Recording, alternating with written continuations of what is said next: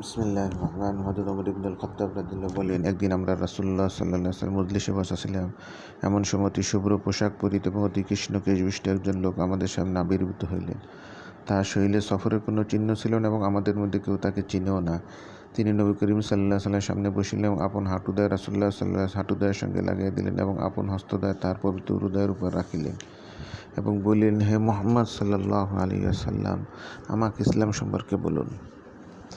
রাসূলুল্লাহ সাল্লাল্লাহু আলাইহি ওয়াসাল্লাম বললেন, ইসলাম অর্থ এই যে তুমি সাক্ষ্য দিবে যে আল্লাহ ছাড়া কোনো মাবুদ নাই এবং হযরত মুহাম্মদ সাল্লাল্লাহু আলাইহি ওয়াসাল্লাম আল্লাহর রাসূল, এবং নামাজ কায়েম করিবে, যাকাত আদায় করিবে, রমজানের রোজা রাখিবে, বাইতুল্লাহ শরীফ গমনে সমর্থ থাকলে হজ করিবে। আগন্তুক বলে আপনি সত্য বলিয়াছেন।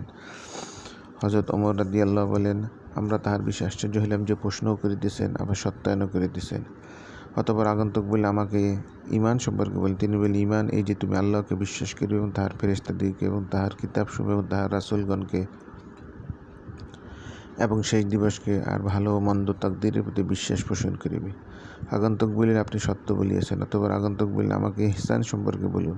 তিনি বললেন, ইহসান এই যে এমনভাবে আল্লাহর ইবাদত করিবে যেন তাহাকে তুমি দেখিতেছ। যদি তুমি তাহাকে না দেখো তবে গাফিল হইও না, কেননা তিনি তো তোমাকে দেখিতেছেন। আগন্তুক বললেন, আপনি সত্য বলিয়াছেন। অতঃপর আগন্তুক বললেন, আমাকে কিয়ামত সম্পর্কে বলুন। তিনি বললেন, এই বিষয়ে প্রশ্নকৃত ব্যক্তি প্রশ্নকর্তার চাইতে অধিক জ্ঞাত নয়।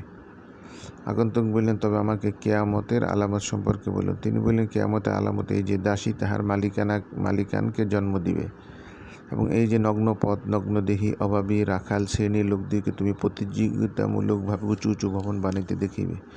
অতঃপর আগন্তুক চলিয়া গেলে আমি দীর্ঘ প্রায় 3 দিন সময় অতিবাহিত করিলাম। অতঃপর রাসূলুল্লাহ সাল্লাল্লাহু আলাইহি ওয়াসাল্লাম বললেন, হে ওমর, তুমি কি জানো প্রশ্নকারীকে? আমি বললাম, আল্লাহ ও তাঁর রাসূল অধিক জানেন। তিনি বললেন, হযরত জিবরাইল আলাইহিস সালাম তোমাদেরকে তোমাদের দ্বীন শিক্ষা দান করিতে আসিয়াছিলেন। মুসলিম শরীফ।